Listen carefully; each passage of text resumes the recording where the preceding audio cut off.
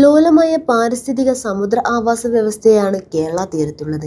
ഏതുതരം ഇന്ധനവും ഒഴുകിപ്പരക്കുന്നതും സമുദ്ര പരിസ്ഥിതിയിൽ ആഘാതമുണ്ടാക്കുമെന്നതും ഇത് മത്സ്യസമ്പത്തിനെ ബാധിക്കുമെന്നും ശാസ്ത്രജ്ഞർ വിലയിരുത്തുന്നു. കപ്പലിലെ കണ്ടെയ്നറുകളിൽ നിന്നുള്ള സാധനങ്ങൾ വെള്ളത്തിൽ കലരുന്ന സാഹചര്യമുണ്ടായാൽ അപകട സാധ്യത ഏറും. സമുദ്ര പരിസ്ഥിതിയിലും മത്സ്യമേഖലയിലും എണ്ണച്ചോർച്ച മൂലമുള്ള അടിയന്തര ആഘാതവും ദീർഘകാല ആഘാതവും വേറിട്ട് തന്നെ പഠനവിധേയമാക്കണമെന്നും CMFRI ഡയറക്ടർ ഡോക്ടർ ഗിൻസൺ ജോർജ് പറഞ്ഞു. എണ്ണപ്പാട പരക്കുന്നത് മത്സ്യം ഉൾപ്പെടെ അതിലോല സമുദ്രജീവികളെ പെട്ടെന്ന് ബാധിക്കും.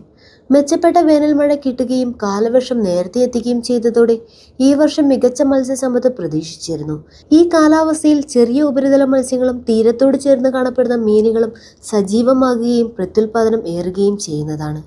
മഴയാരംഭത്തിൽ പോഷക സമ്പുഷ്ടമായ ഏക്കൽ കടലിലേക്ക് ഒഴുകിയെത്തുന്നതും മത്സ്യസമ്പത്തിന് അനുകൂല ഘടകമാണ്. ഈ സമയത്തുണ്ടാകുന്ന എണ്ണച്ചോർച്ച മത്സ്യസമ്പത്തിനെയും മത്സ്യബന്ധനത്തെയും ബാധിക്കും. എണ്ണച്ചോർച്ചയുടെ ആഘാതം മനസ്സിലാക്കാൻ എത്ര വിസ്തൃതിയിൽ എത്രത്തോളം ചോർന്നുവെന്നറിയണം.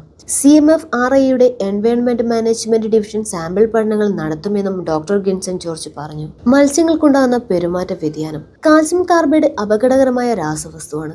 ജലവുമായി ചേർന്നാൽ കത്താനോ സ്ഫോടനത്തിനോ വരെ സാധ്യതയുണ്ടാകാം.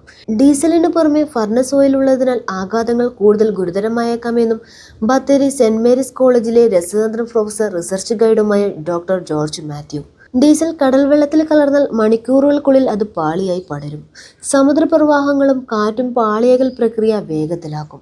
ഈ പാളി സൂര്യപ്രകാശം വെള്ളത്തിലേക്ക് കടക്കുന്നത് തടയുകയും സൂക്ഷ്മജീവികളുടെ പ്രകാശ സംശ്ലേഷണത്തെ ബാധിക്കുകയും ചെയ്യും. നമ്മൾ വിശ്വസിക്കുന്ന ഓക്സിജന്റെ ഭൂരിഭാഗവും ഇതിൽ ഉൾപ്പെടുന്ന സമുദ്ര ആൽഗകളിൽ നിന്നും ഫൈറ്റോപ്ലാങ്ക്ടണിൽ നിന്നുമാണെന്ന് പ്രധാനമാണ്. പ്രകാശ സംശ്ലേഷണം തടയപ്പെടുന്നത് സമുദ്രഭക്ഷ്യവലയത്തെയും തകർക്കും. കടൽ പക്ഷികളും ഭീഷണി നേരിടേണ്ടി വരും.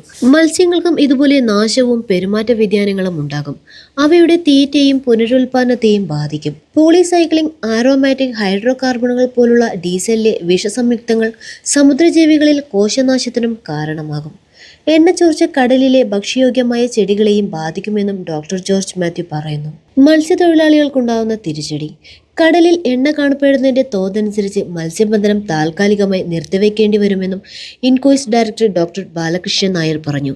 ഇപ്പോഴത്തെ നിലയിൽ വടക്കൻ ജില്ലകളിൽ പ്രശ്നമില്ല. ഒഴുക്കിന്റെ ഗതി തെക്കോട്ടായതിനാൽ എണ്ണ പരക്കുന്നത് തെക്കൻ ജില്ലകളിലാകും. തീരദേശങ്ങളിൽ ഇതിന്റെ അംശം കാണപ്പെടാൻ 48 മണിക്കൂർ എടുക്കുമെന്നും അദ്ദേഹം പറഞ്ഞു. എണ്ണച്ചോർച്ച പോലെയുള്ള സാഹചര്യങ്ങൾ നേരിടാനുള്ള വൈദഗ്ധ്യം കോസ്റ്റ് ഗാർഡിനുള്ളതിനാൽ അടിയന്തര ആഘാതം പരമാവധി കുറയ്ക്കാൻ കഴിയുമെന്നും ഫിഷറീസ് ശാസ്ത്രജ്ഞനായ ഡോക്ടർ സുനിൽ മുഹമ്മദ് പറഞ്ഞു. എന്നാൽ സമുദ്ര പരിസ്ഥിതിയിൽ ഇതുണ്ടാക്കുന്ന ദീർഘകാല ആഘാതം പഠനവിധേയമാക്കേണ്ടി വരുമെന്നും അദ്ദേഹം പറഞ്ഞു.